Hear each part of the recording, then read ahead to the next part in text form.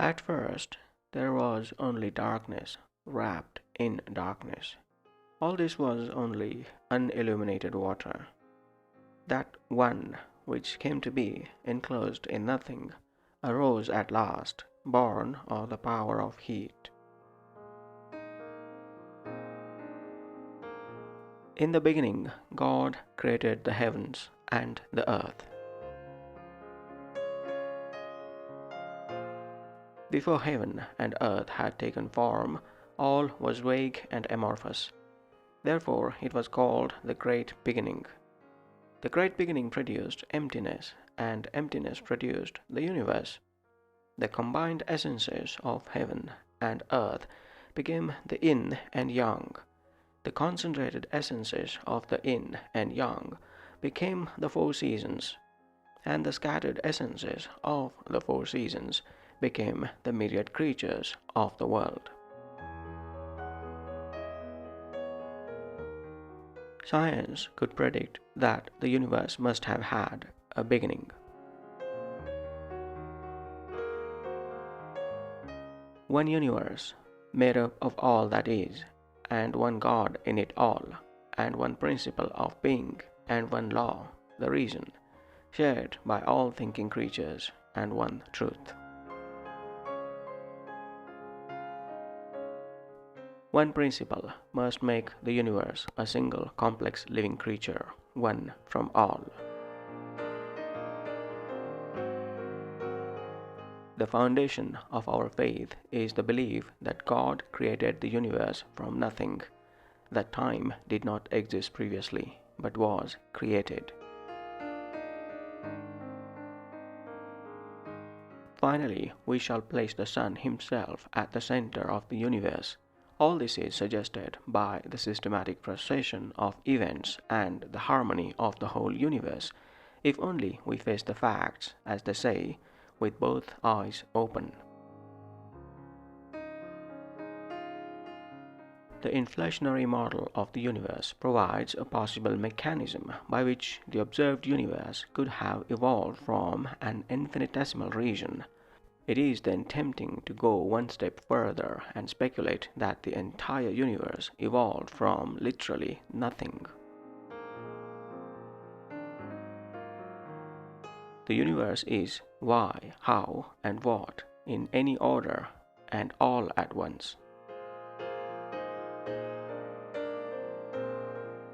God has deposited in the forces of nature a certain secret art so that it may develop by itself from the chaos into a perfect world system.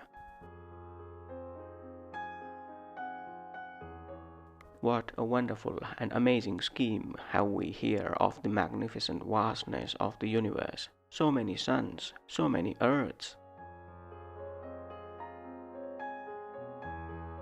From the outset, we must decide whether to use universe or universe.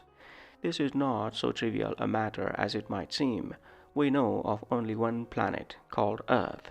Similarly, we know of only one universe. Surely then the proper word is universe. Telescopic observations, guided by the laws of perspective, enables us to understand that the perceptible universe exists as a roughly spherical cluster of clusters, irregularly disposed. The universe is made of stories, not of atoms. In the beginning, the universe was created. This has made a lot of people very angry and been widely regarded as a bad move. If you wish to make an apple pie truly from scratch, you must first invent the universe. Is the universe a great mechanism, a great computation, a great symmetry, a great accident, or a great thought? It is clear that there is no classification of the universe that is not arbitrary and full of conjectures. The reason for this is very simple. We do not know what kind of thing the universe is. We can suspect that there is no universe in the organic, unifying sense that this ambitious term has. If there is a universe, its aim is not conjectured yet. We have not yet conjectured the words, the definitions, the etymologies, the synonyms from the secret dictionary of God. Our imagination has roamed far and wide through distant reaches of the universe. Understandably, we may have become dazed by the immense dimensions of space and the enormous sizes of some of its occupants. The universe is a machine for making gods. But perhaps the universe is suspended on the tooth of some monster. Whoever surveys the curious fabric of the universe can never imagine that so noble a structure should be framed for no other use than barely for mankind to live and breathe in. It was certainly the design of the great architect that his creatures should afford not only necessaries and accommodations to our animal part, but also instructions to our intellectual. One could perhaps describe the situation by saying that God is a mathematician of a very high order, and he used very advanced mathematics in constructing the universe. The more we get to know about our universe, the more the hypothesis that there is a creator God who designed the universe for a purpose gains in credibility as the best explanation of why we are here. The universe is God's Son. I cannot imagine how the clockwork of the universe can exist without a clockmaker. There is no rational reason to doubt that the universe has existed indefinitely for an infinite time. It is only myth that attempts to say how the universe came to be, either 4,000 or 20 billion years ago. Constantly regard the universe as one living being, having one substance and one soul, and observe how all things have reference to one perception, the perception of this living being, and how all things act with one movement, and how all things are the cooperating causes of all things which exist. Observe too the continuous spinning of the thread and the contexture of the web. In giving birth to us, the universe has performed its most astonishing creative act. Out of a hot, dense melee of subatomic particles, it has fashioned intelligence and consciousness. Somehow the anarchy of Genesis has given way to exquisite, intricate order, so that now there are portions of the universe that can reflect upon themselves. Even atheistic scientists will wax lyrical about the scale, the majesty, the harmony, the elegance, the sheer ingenuity of the universe of which they form so small and fragile a part.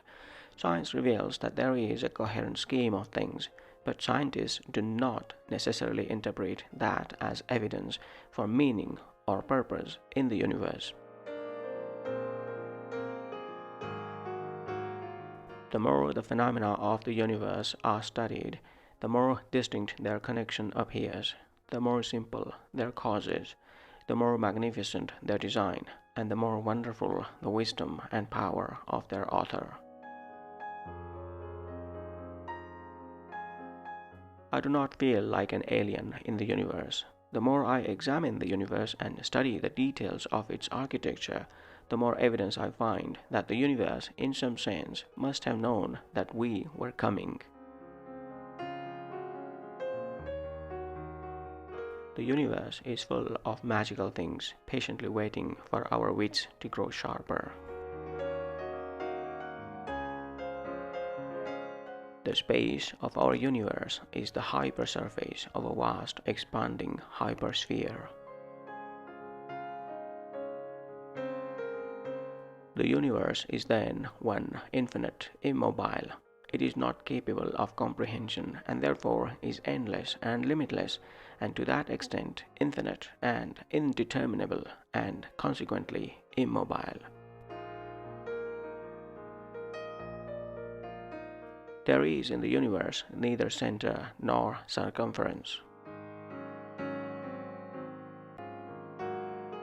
The universe is like a safe to which there is a combination, but the combination is locked up in the safe.